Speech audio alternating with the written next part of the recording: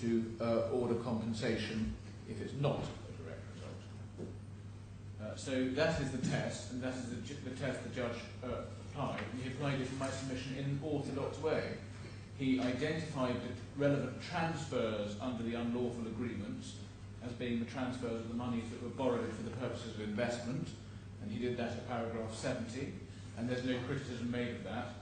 And having got those parts of the test right, the judge's determination about whether these losses were a direct result was simply a question of fact for the trial judge.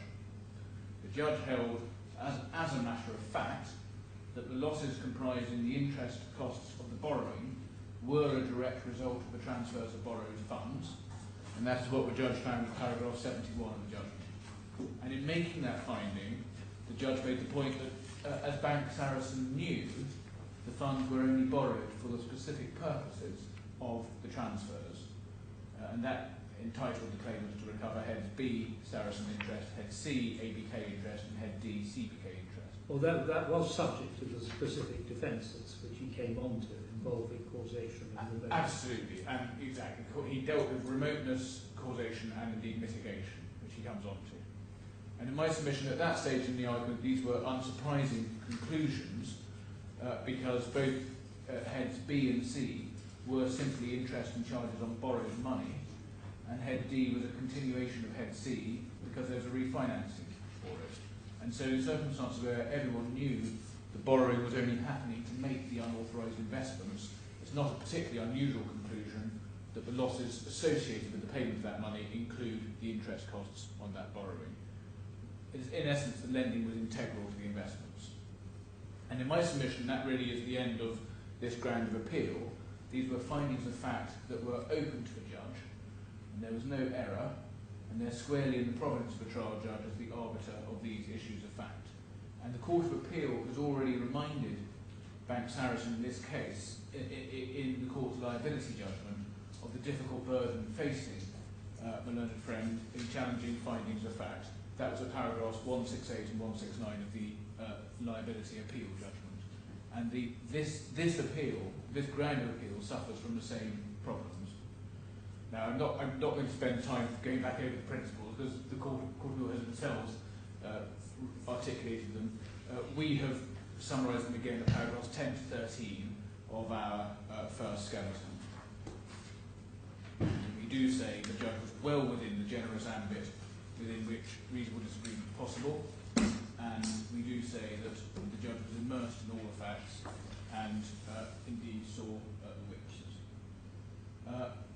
We would also draw attention to the judge's further conclusion within paragraph 71 that even if the intention behind the addition of the word direct was to import some narrower meaning than the one in FISMA, where the word direct does not appear, this made no difference to the judge's conclusion on this case. So in other words, the judge is finding even if you were to give Sarasin the benefit of any doubt on their approach to construction, the judge would still reach the same conclusion. And my learned friend today, and in his skeleton, refers to the Whiteley case, and in particular, that's paragraphs 15 and 16 of my learned friend's skeleton. And in the Whiteley case, at paragraph 27 of the judgment of Mr. Justice Davis Richards, one did see a debate about whether compensation, or whether and to what extent compensation would extend to losses other than the most direct losses. But none of that actually helped my learned friend, because the judge has found that he has accepted that he's limited to direct losses, and he has expressly held that even if the definition were narrower, and even if one did essentially take a narrower approach to construction, it makes no difference to his finding. And on the Whiteley case, if I could ask my lords to take up my learned friend's skeleton at paragraph 15.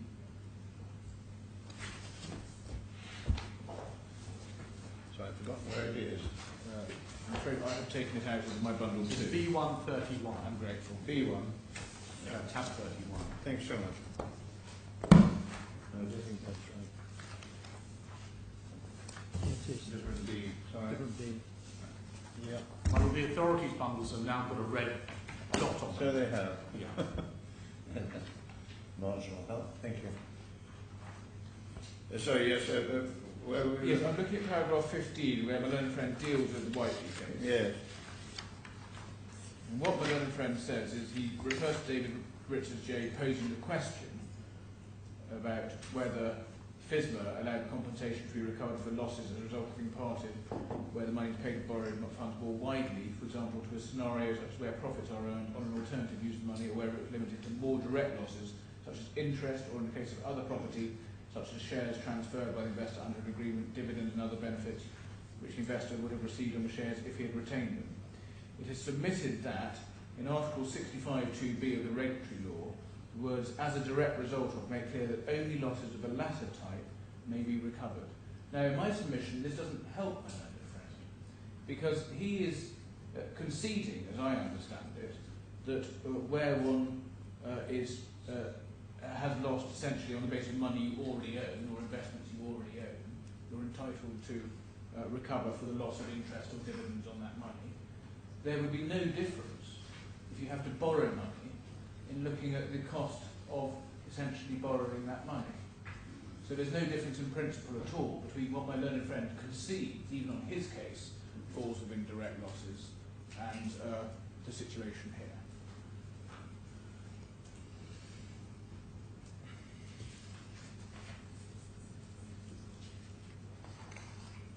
Now, in the grounds of appeal and skeleton, the claimants made a further attack, or a particular attack, on the head D losses, which are the CBK interest amounts following the refinancing. And what the defendant sought to suggest, and seeks to suggest, is that these are even more remote, as they say, and even less direct. But that's not right. On the assumption that the judge is right and to be upheld, that ABK losses and interest are simply a direct result of these transactions, then CBK losses are too, because they are just it's the same amount that's been rolled over. And rolling over an amount to another bank doesn't in any way stop the loss being a direct loss. And indeed, it's slightly surprising that we have to face that argument, because my learned friend on this appeal is trying to have it both ways. He complains elsewhere about the CBK amount as being essentially, well, he first complains here of the CBK amounts being not direct enough, because he says there's been a rollover to another bank. But then he says elsewhere that the fact of the rollover to another bank affects mitigation. What he essentially says is there's been a failure to mitigate. These amounts should have been repaid, essentially by mitigation, and he relies on that point too. I'll come back to that. Hang on, a little. Ground 4 is my next point. This is a ground that's put under 4 heads: causation, scope of duty, remoteness, and failure to mitigate. And if I could deal first with the source of the judgment. The judge has already held that the losses under all the heads of damages were a direct result of the transfers for the purposes of Article 65. And that's paragraph 71 of the judgment. He also held that he rejected the argument that the losses fell outside the scope of the duties or were too remote. And that, can I just add, at that stage, the argument on remoteness was a point being run only by Sarasin Alpen, D1. There was no point in remoteness being taken by D2. Can I just correct that, just for the record? Yes. The situation was D1 and D2 agreed these larger points were going to be taken by D1, and D2 adopted them. So if you look at D2's skeleton argument for quantum, paragraph 2, which is in bundle B2, tab 55, it says the second defendant will not repeat the arguments made by the first defendant, which it adopts as appropriate. And the second defendant will address the following issues, and the specific issues. So they have adopted what Mr. Gregory's done on D1. Well, otherwise you'd have 2 counsel making the same points, which clearly Sir John Chadwick wouldn't have put up with. Well, in a minute, I will take the court to the submissions actually advanced on behalf of Bank Sarasin, because they were not running this point. But what the judge did do anyway is deal with remoteness and foreseeability as it was being advanced, which was expressly by D1. And he dealt with that in paragraph 72 of his judgment, and 71. He held 71 was a direct result, and he held at 72 that these losses were not too remote, and they did not fall outside the scope of duties. And he then, of course, dealt with essentially mitigation, which the judge rejected at paragraph 77 to 78. Now, the three arguments that were pursued, according to my learned friend's supplemental skeleton arguments, were subparas 4.2 to 4.4 of their grounds of appeal, and only subpara 4.2 is now pursued. And as I understand my learned friend's arguments, he essentially is making two categories of point. First, a generic point, and then a specific point. First, he says generically that all of these losses are by their nature outside the scope of the duty or are too remote. And that's the point that he advanced in paragraph 20 of his first skeleton argument in the last sentence. Secondly, he makes a specific point that the chain of causation was broken by what he says is the failure to repay the lending in October 2008 and afterwards. Now, dealing first with the generic point, I do say this is a new point being run by him on this appeal, and that remoteness and scope of duty was not being run at all by Bank Sarasin as opposed to Sarasin Alpen at first instance. It's right to say Sarasin Alpen was making points about remoteness under Article 94. Bank Sarasin made no such points in relation to Article 65.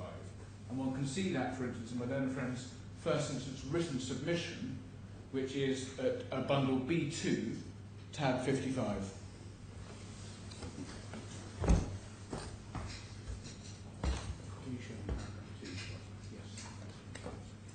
So B2, tab 55. I'm asked to show you paragraph 2.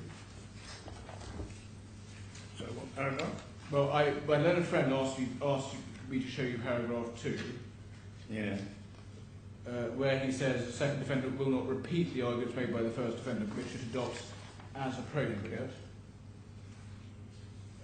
Then it says the second defendant will address the following issues. Article 65 regulatory law, what losses may be recovered under Article 65, and whether the claimants have satisfied the statutory criteria for recovery, and in particular whether the claimants have established their claim on a so-called nil transaction basis.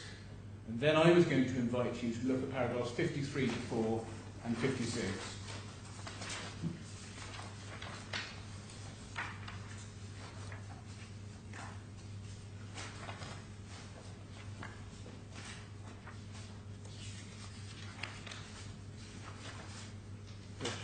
Yeah. 53 to 4. Article 65 provides a standalone remedy that is part restitution and part compensatory, not subject to claim for damages. It involves a two-stage process. One, recovery of any money paid or property transferred under an agreement made in breach of financial services prohibition, and two, compensation for any loss. And then the plain meaning of the words is that the loss must be a direct result of the transfer of the money, not a result of impugned agreement under which the money was paid. The loss recovered on article does not extend to the costs of borrowing the money transferred. This would not be a direct result of transfer, rather it would be a consequential result of entering into the underlying transaction. A direct result of the transfer of loss of used money itself. Claimants have failed to address the requirements of Article 65, and then paragraph 56.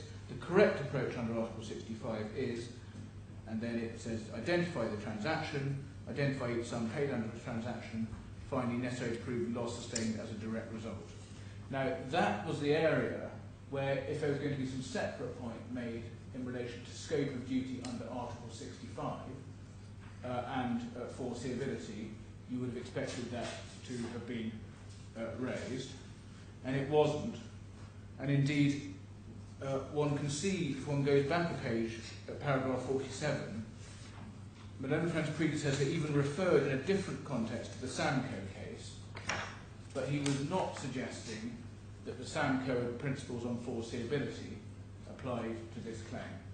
So the short point of the laws is we say it's not even open to my learned friend to change tack now, but we also say that he, or indeed his predecessor, was right first time around, and that considerations of scope or duty or scope of duty or remoteness don't add to the test under the statute, which is already quite a specific test of recoverability. My second answer on this generic ground, which is raised by my learned friend, is that the judge has indeed already held that the losses are within the scope of any duty and are not too remote. He held that specifically at paragraph 72 of the judgment, and that is, in my submission, an unassailable finding. But that may have been by reference to D1's position, where they were facing a damages claim founded on a different provision, not on Article 65. You've made the submission that under Article 65, the sole consideration is whether the loss for which compensation is claimed directly arose from the transfer. That's my first point. And one might take the view that that, in a sense, squeezes out any notion of breach of his scope of duty. You don't get into looking at the scope of duty, you simply look at whether it's direct or not for purposes of Article 65. Well, that's my first submission. But I think that the judge, when he was making the findings you referred to just a moment ago, probably had more in mind what he'd heard from D1, and in respect, I've forgotten the article, is it 47, whatever it is? 94. 94, but around the wrong way. Article 94, than he was intending to make, to pronounce upon scope of duty in respect of Article 65. Well, he certainly wasn't being asked to pronounce expressly on scope of duty in Article 65 because the point wasn't being taken. Yeah.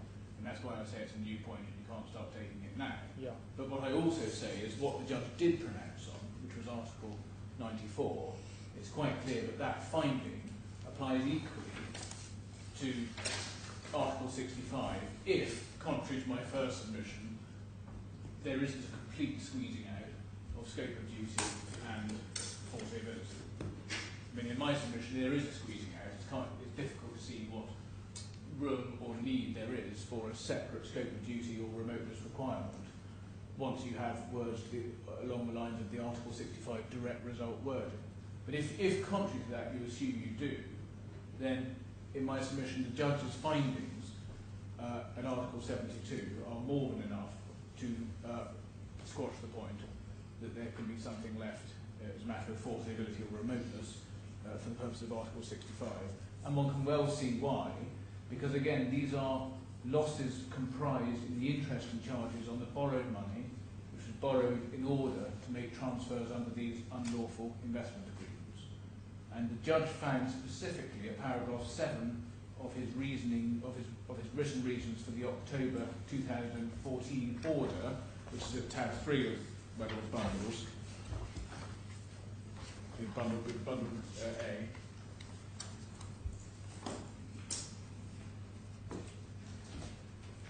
Tab 3, paragraph 7.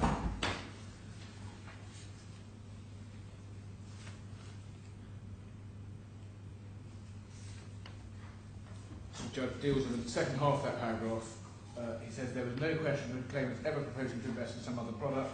They should have been advised that the product having the characteristics they required was not one which could be obtained.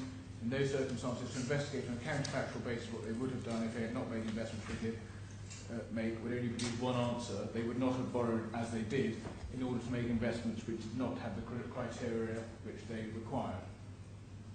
So the judge has found that on the counterfactual, the monies would not have been borrowed. The judge has also found that Bank Sarasin was aware at all times that these investments were only being made on the basis of borrowed money. That was indeed the idea of them. And that's at paragraph 71, which immediately precedes the finding on the scope of duty and remoteness. And that, of course, is consistent with the Court of Appeal's findings in this case at paragraphs 333 to 335, that leveraging was inherent in the investment structure. And as regards the ABK lending, the judge found that the purpose of the lending was to purchase the investments, and that's in the same, well, that's in a number of places, but including paragraph 67 of the order we just looked at.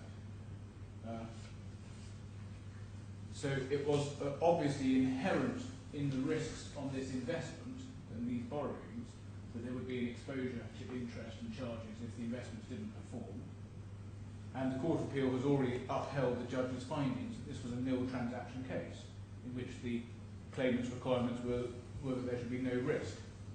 So as the judge found and the Court of Appeal upheld, in a nutshell, these investments should never be entered into at all. All the associated borrowing should and would never have happened. And the Court of Appeal have held that they would not have bought similar products elsewhere. And that's paragraphs 249 of the judgment.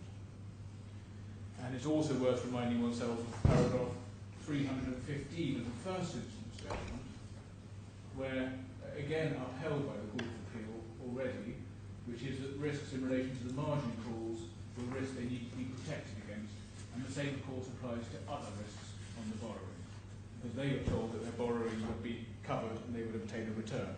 So if you put all those circumstances together, it is in my submission obviously foreseeable that losses on the borrowing will be a natural consequence of these investments the claimant should not be undertaking, and it follows from the fact that the borrowing was an inherent part of the investment activity, as both the Court of Appeal and the First Instance Court have already found,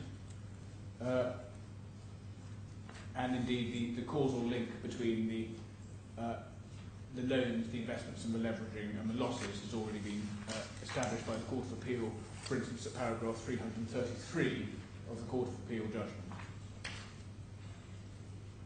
Now, so we do say, if one gets this far in the argument, it's quite obvious that these are both foreseeable losses and well within the scope of any duty. And on that latter point, it's also worth bearing in mind that Bank Sarasin's breach of the financial services provision includes not only dealing in investments, but also advising on investment products and credit. And that was, for instance, at the Court of Appeal judgment, paragraph 349, subpara 1. The learned friend today made a new argument, which I heard for the first time when he was on his feet, which is that the remedy would be for us in a claim under Article 94. And what he says is the judge hasn't made a finding against Bank Sarasin under Article 94, it's made a finding under Article 65. Now, that's not a good argument, my Lord. Article 94, which of course is the article which we succeeded on in relation to Sarasin Alpen, deals with authorised firms, and it deals with penalties that are applicable to authorised firms. And one only, for instance, needs to look at other provisions of the regulation to see how that works. So if I could take up the regulation, which is in Authorities Bundle 1.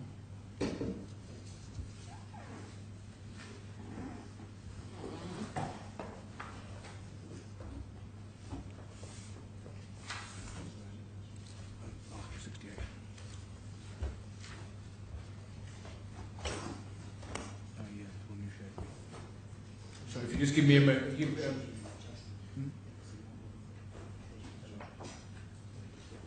If you could give me a moment, my Lord. Yeah. Sorry.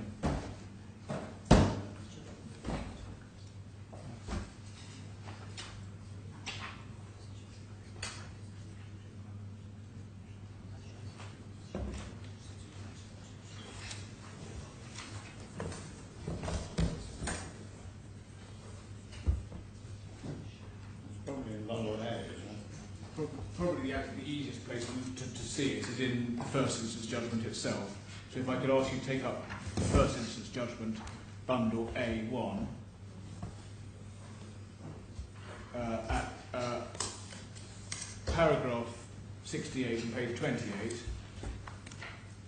one can see description of the suitability requirement at Rule 428, which is a requirement upon an authorised firm. An authorised firm must take reasonable care. So the way it works is you have requirements on regulated firms. If they breach their requirements, then you have an entitlement to damages under Article 94.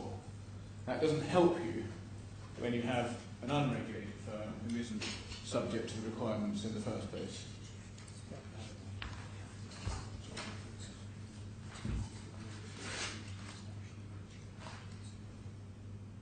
And then paragraph 280 of the judgment has the actual rule that we succeeded under, and again it relates to an authorised firm.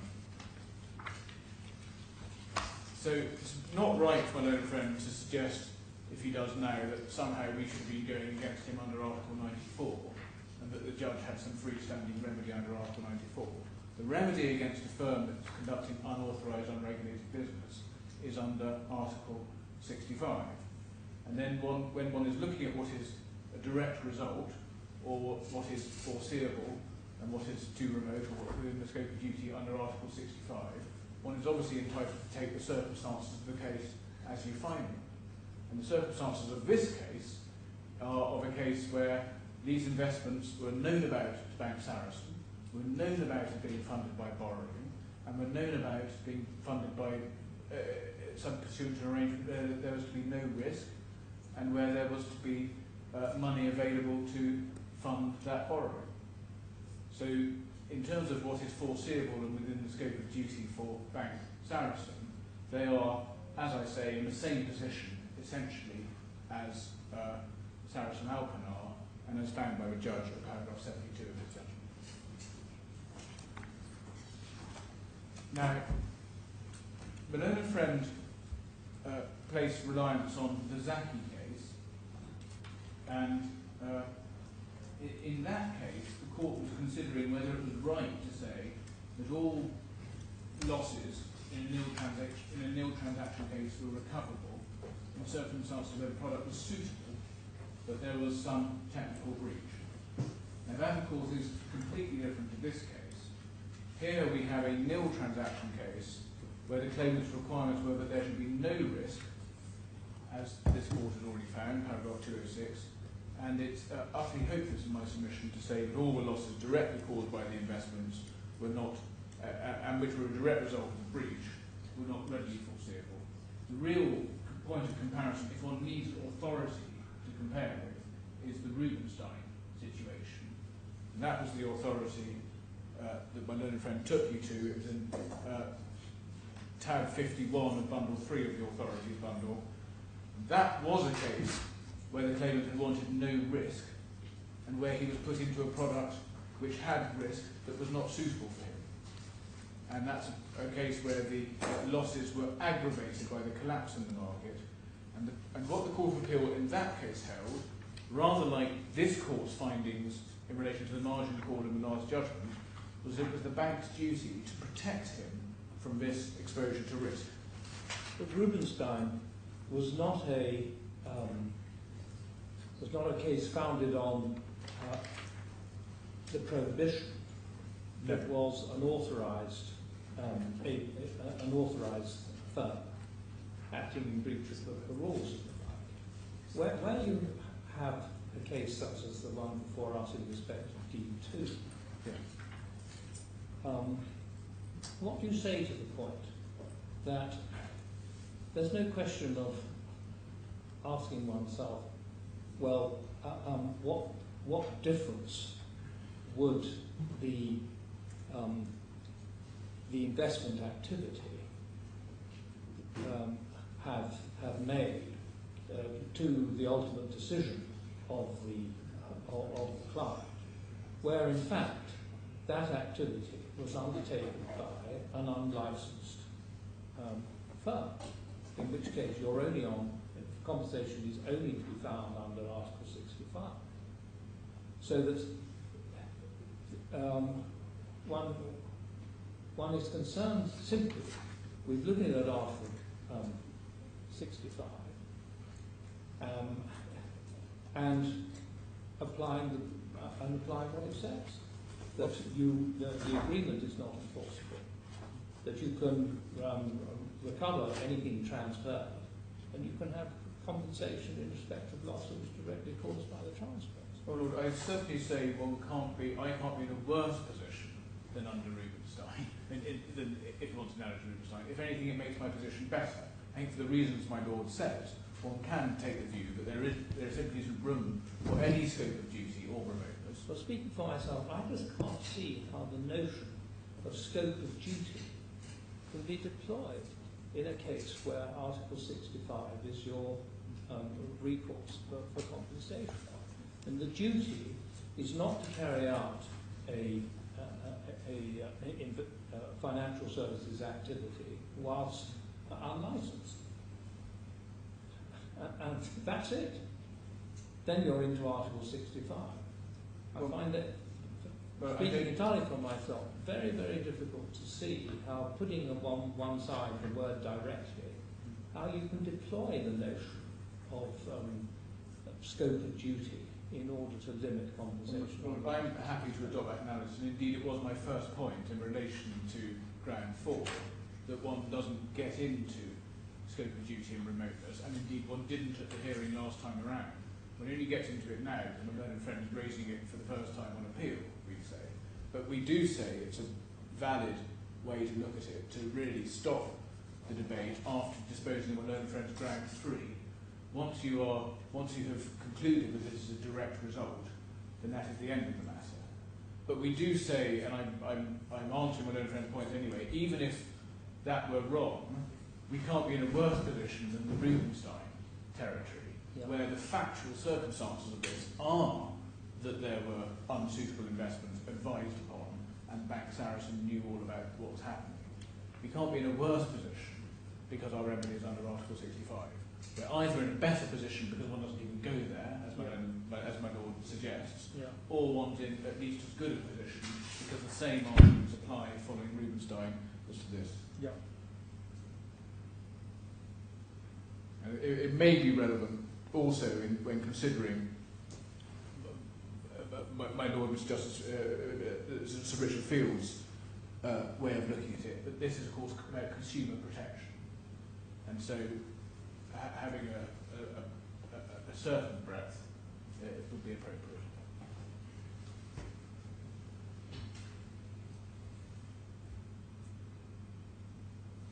Now that deals with the generic objection under ground 4, and I should just mention, because it arises here, that what my learned friend is contending for is of course an unfair result. As the Court of Appeal will recall, we got a long way towards a finding in our favour on a breach of contract case against Bank Sarasin. The reason that the judge didn't finish that off and make a separate award is because he didn't think it could add anything to the claims that we had succeeded on under Article 65, and that was at paragraph 413 of the first instance judgment. Now what Bank Sarasin is now contending for is a result which is at odds with the judge's approach, because it's seeking to say that our losses under Article 65 should in some way be cut down, and of course that would then put us in a worse position as if we succeeded on the contract claim. And that gives rise to what would the court do in that event, which is not particularly palatable, but it does suggest that it would be appropriate at that stage to go on and determine the contract claim if one ever got there. If I could now deal with my own friend's specific point under ground 4, and the only one he now relies on is ground 4.2, which is the alleged failure by the claimants to repay their borrowing. Now the judge dealt with this at paragraphs 62 and 67 of the judgment.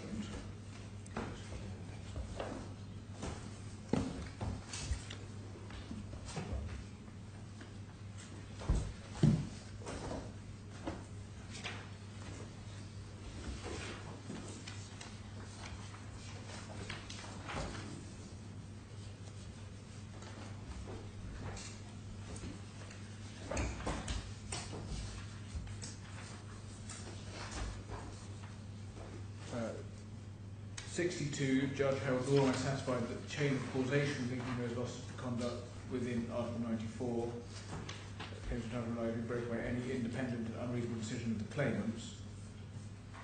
Then he refers to the margin call finding. And then he says, notwithstanding the further cross-examination of Mr. Khorfi at the hearing of the quantum determination, I find there is still no evidence that the claimants or any of them were in a position to repay the Sarasin loans before or after closeout in October 2008. Nor was there evidence that the claimants or any of them were in a position to repay the ABK loans of facilities involved following closeout and transfer of the proceeds of the notes in October 2008 or thereafter, save by further borrowing from CBK. Reject the submission to take out CBK loan in 2010 was unreasonable in the circumstances that ABK was pressing for payment and obtained an order for sale from the Kuwaiti court over land which stood as security for its lending. There was no evidence that the claimants or any of them were in a position to repay the CBK loan thereafter. That's what he found in paragraph 62, and then he made similar findings in paragraph 77. In particular, in the second half, if I would just invite the court to read from "and I have held earlier in the judgment," halfway down the paragraph.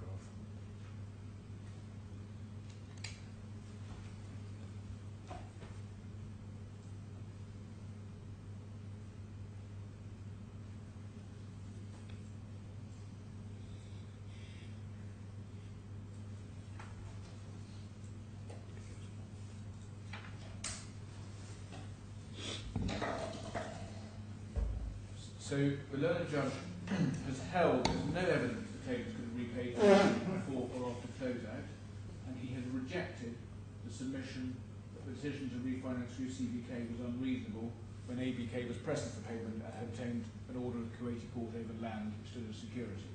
And those are findings on the evidence which in my submission back Sarasin cannot now go behind, and that is essentially an end to the arguments based on the borrowing and the proposition that it should have been repaid.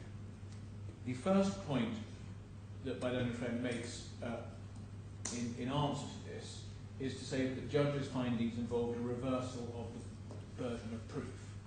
Now that is incorrect. This is a point that goes to mitigation. The burden was always on Bank Sarasin to prove a failure to mitigate, and it didn't discharge that burden. Now, my learned friend makes a point in paragraph 23 of his first skeleton argument,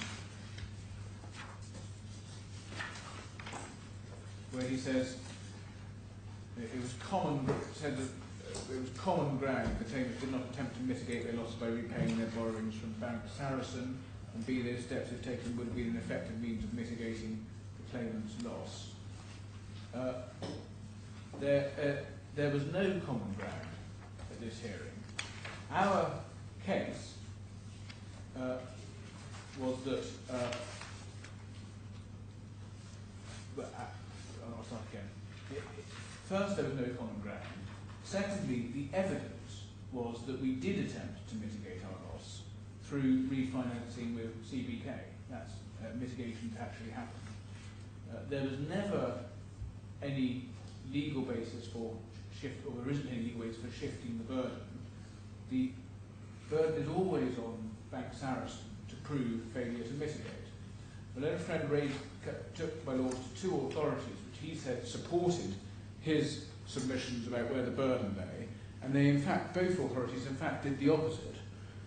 The authorities are in tab 58, or the first one's in tab 58 of bundle B3.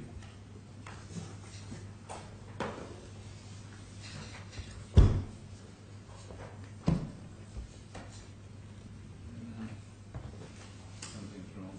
This was the Zurich case. I'm sorry, would you repeat? Yes, the it's bundle? tab 58 of bundle, authorities bundle B3. It's not. No, that can't be right. Oh, it's in mine. Zurich Insurance. B3, I have just one judgment, would you believe? Tab 37. But it's certainly tab 58. Maybe it's B6. I'm sorry. I suspect it's in B5. B6. B6 tab Ah. 58. I'm sorry. Okay, well, near enough.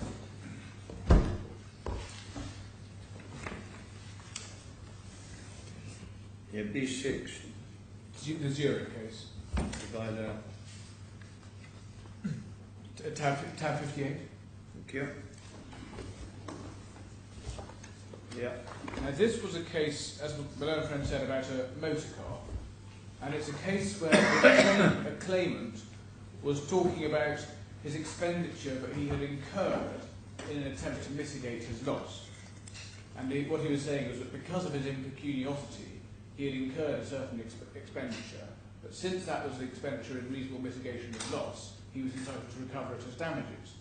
Now, one only has to speak about what he's asking for in that way to appreciate that the burden is plainly on him. A claimant seeking to prove expenditure in reasonable mitigation of loss needs to prove that it was indeed expenditure in reasonable mitigation of loss. And that is exactly the point the Court of Appeal explained in paragraph 37 of the judgment, which my learned friend referred you to. In paragraph 37, the Court of Appeal say, the correct analysis would appear to be as follows. A claim for the cost of hire of a replacement vehicle is strictly a claim for expenditure incurred in mitigation of the primary loss, namely the loss of use of the damaged vehicle. See the speech of Lord Hope. The burden is thus on the claimant to prove, and therefore plead, that such expenditure was reasonably incurred. And then they go on to talk about a grey area, about how much needs to be pleaded and proved to establish reasonableness before the evidential burden shifts to defend to show the expenditure was unreasonable. But in this kind of case, it's clearly right that the claimant who needs to rely on his impecuniousness in order to justify the amount of his claim should plead and prove it. Now that's obviously right, but it doesn't remotely help my learned friend in this case, because what we're considering now is not whether expenditure incurred in mitigation of loss was reasonable, but whether the claimants can show, defendants can show a failure to mitigate. And that is something where the burden is on the defendants. And my learned friend says in paragraph 23 of the skeleton we've just been looking at, that once a plea of failure to mitigate loss has been raised and established, if it is alleged that they were unable to mitigate their losses because of impecuniosity, the burden shifted to them to prove their impecuniosity. Well, there's simply no authority for that, and it's wrong. The burden is always on the defendant to prove a failure to mitigate. And if the defendant is going to say that there's particular things that the claimant should have done in order to mitigate their loss, the burden is on the claimant to make that good in all its aspects. And the authority my learned friend referred to doesn't remotely establish his proposition, it supports my proposition. And one gets the same out of the Lagardin case, which is at tab 33 in bundle B2.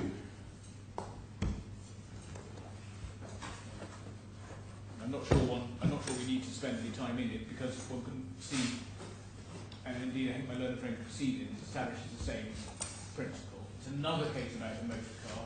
It's another case where a claimant was alleging expenditure because of his impecuniosity in reasonable mitigation, and of course the burden was on him.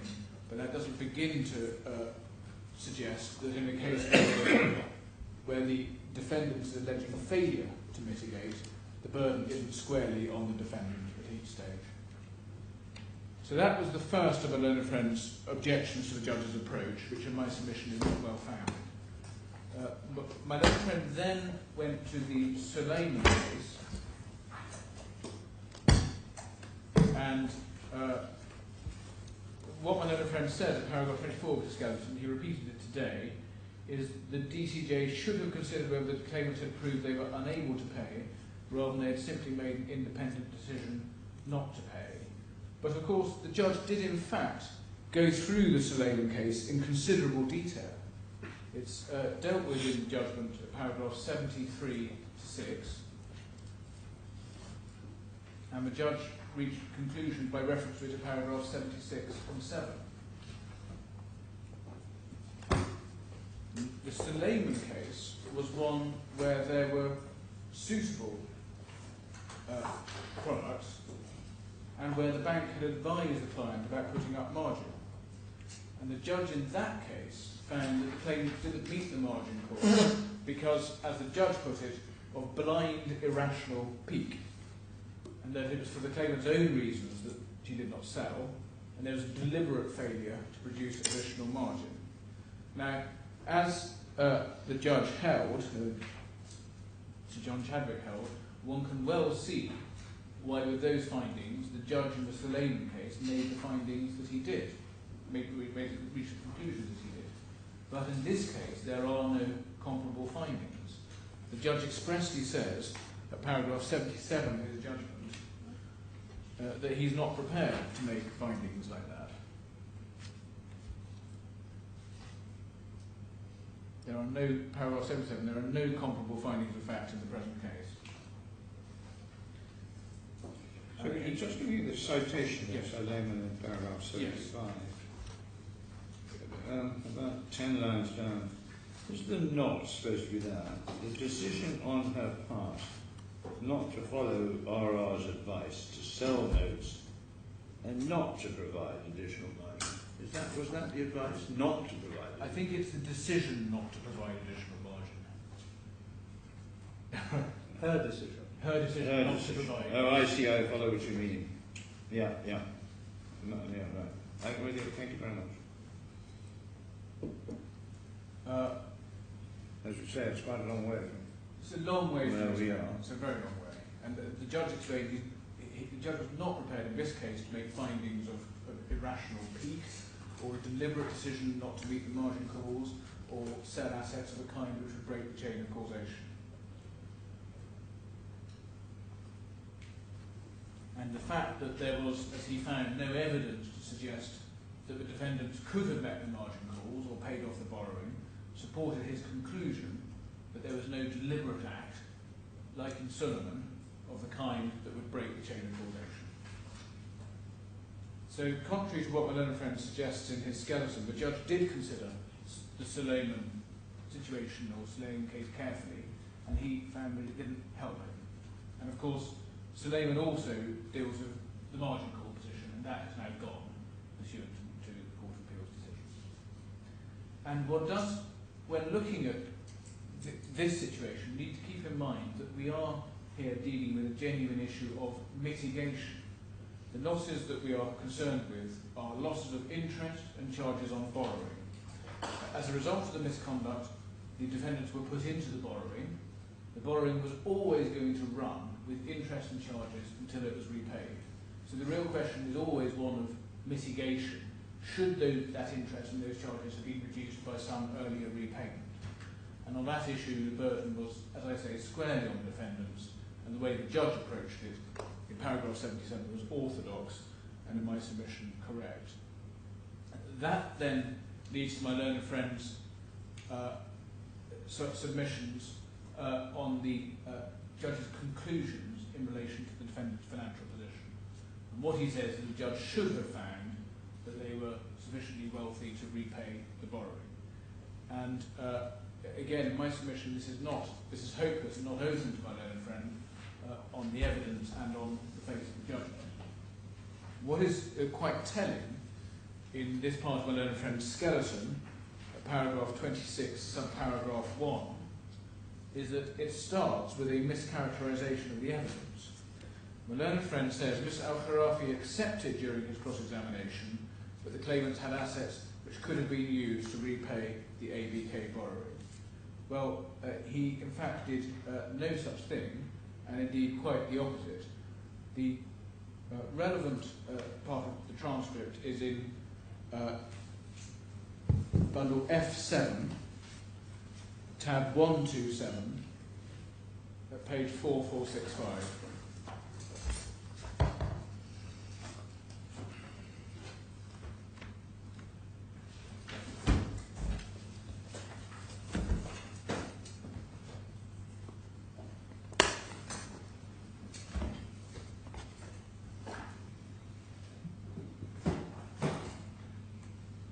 You read this morning.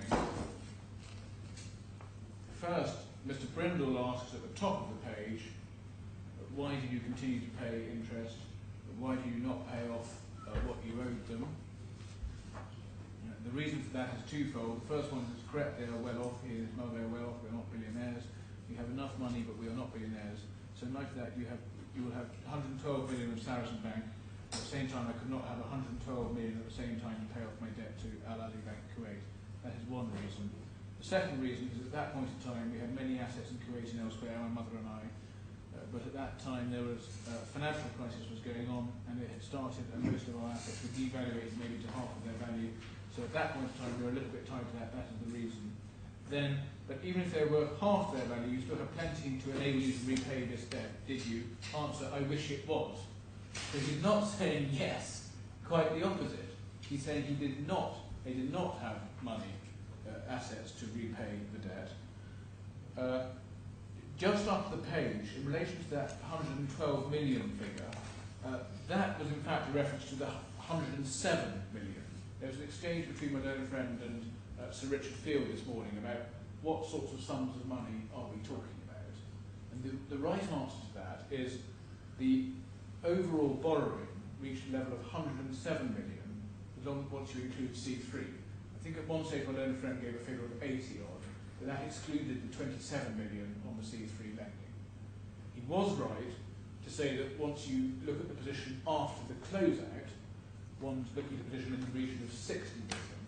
But that, of course, is where one gets to in 2009, when all the closing out transactions have happened, and there's been a deduction of the amounts that fall into the head B interest, and that when you finally look at the shortfall after what comes back, one ends up with a 60 million figure. And this may be relevant, and I'll come back to this a little later. But that would only be in respect of borrowings from Bank Sarasin, because they are operating the closeout, and they'll make such deductions as they're entitled to as lenders. Yes. But what happened in respect to the ABK borrowings? Well, that ran, my lord. So one had 107 aggregate borrowings. Yeah. Bank. Yes.